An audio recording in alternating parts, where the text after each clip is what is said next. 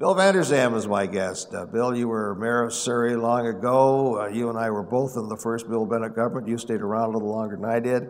You were premier of the province, and for quite a while there, nobody heard about you. And then all of a sudden, you came bouncing back with BC Rail, and you're right in the midst of it all again. Let's talk a little bit about HST. For those who don't know, we're talking about the harmonized sales tax. It's going to be a harmonized tax with Ottawa. The first thing that grabbed me is we're constitutionally giving up part of our right to tax, and we'll never ever get that back. We're giving it away to the feds. I can't believe it. The West has stayed out of it. The East, only the Maritimes initially, capitulated to the feds because the Maritimes, as you and I know, have always had a dependence on Ottawa for that check in order to make the budget work. Quebec was then asked. And, you know, I don't know how you feel about it. I think Quebec is the smartest province in the country. They've certainly done very well on it. They understand confederation. They understand it, and they know how to deal with Ottawa. So when they were approached, Quebec said, okay, we'll take it on. We'll charge for the collection, and we'll send you the check instead of you sending us the check. So Quebec, I think, handled it properly. They kept their constitutional powers. We're giving it away. It doesn't make sense. It's crazy. Bill, the people that are in favor of HST, business people and so on, they seem to say that this will be excellent for business and therefore it's going to be good for individuals. How do you deal with that? Well, first of all, I don't think there's that many people in favor. And the benefit might flow to the big corporations when they make big capital purchases. But you know, Chevron isn't going to drill for oil or gas because they're getting a refund check from the government. That goes to the bottom line, and the CEO at the end of the year says, that helps my bonus. I mean, the big corporations, whether it's Kitimat Alcan, whether it's Cominco, whether it's Teck, it doesn't matter. They depend on what the world price of the commodity they're mining or drilling for or selling. This is capitalist Bill Vander I'm talking to here. I thought you'd be delighted for business. You know, I love small business. That's where the jobs are created. Small businesses create the jobs. And when times get tough, I can't lay off my employees. I've been with them for 25 years. They've had their babies, they've grown up, they've been with me. I can't lay them off. I'll suffer through with them. No, I'm not against big corporations, but the reality is it's the small businesses that create the jobs. The big corporations will only drill for oil when the price of a barrel of oil goes up.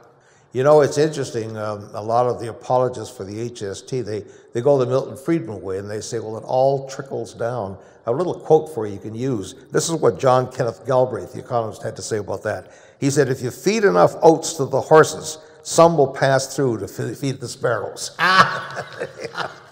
What is bad about the HST from a strictly technical point of view? I talk to people that say, you know, Bill, you're just promoting the NDP. You're just going to get that bunch elected. What are you doing there? And it's not that bad. It's not that much. And the government has big deficits, the Olympics and you name it. And therefore, you know, you should really bow out, stay away from it. But these are guys that are earning $200,000, $300,000, $400,000 a year. Yeah, a little bit more tax doesn't hurt them, like a senior or a student or a working family or somebody on a fixed or low income. For them, it's just, there's just so much to pay out, and an extra 7% on everything is pretty tough. When you sit down, you talk to your friend Chris Delaney, a very fine guy, and other people that are involved in this, and you start to think to yourself, what is it I'm really mad at here? Are there one or two things that really are the driving force? Well, I guess perhaps the town meetings we're having around the province now reflect what it is, our concerns, and where it is that people are at. Initially, it started out mainly the tax. Everybody wanted to know about the tax.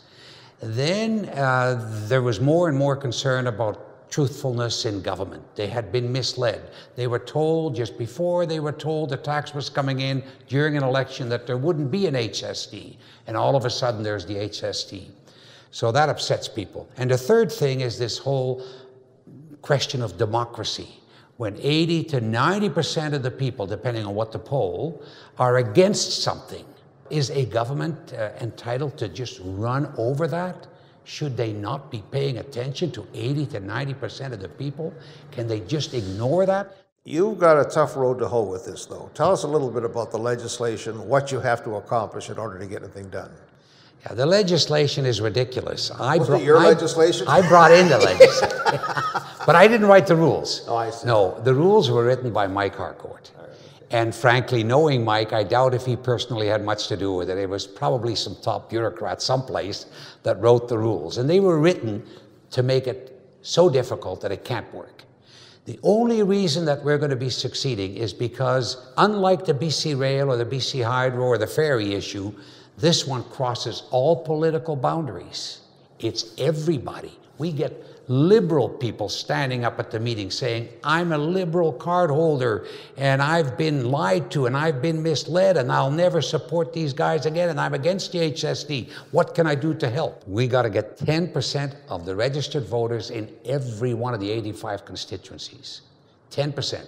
And we've got to target minimally 15% because some people will sign and cross the line. Some people will sign and scratch out. Others will sign twice, not knowing they've done twice.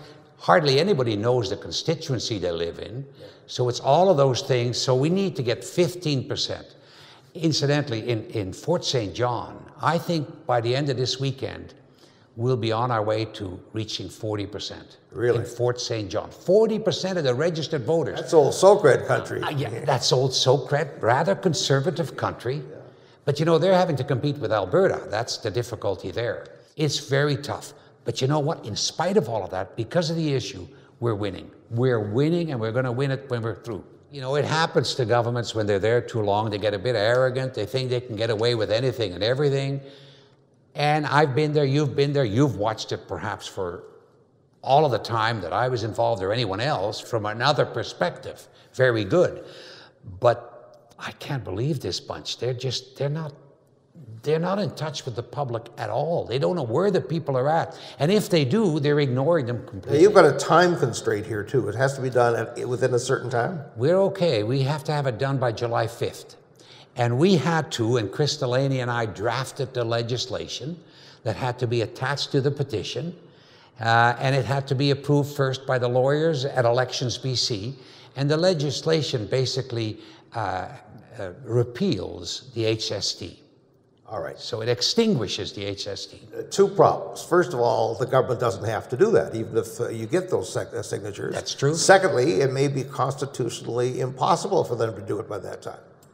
No, I don't agree with the latter. Well, let's do with the first one then. What happens if Mr. Campbell says, well, that's just nice? It'll be the first time in the history of this country that an initiative was successful, went to the legislature after the people went through all of that signing, and the government turns it down. We'll have an army of 10,000 people. We already have 6,700 volunteers. We'll go into Mr. Campbell's riding and he'll be recalled so quickly you won't know what happened.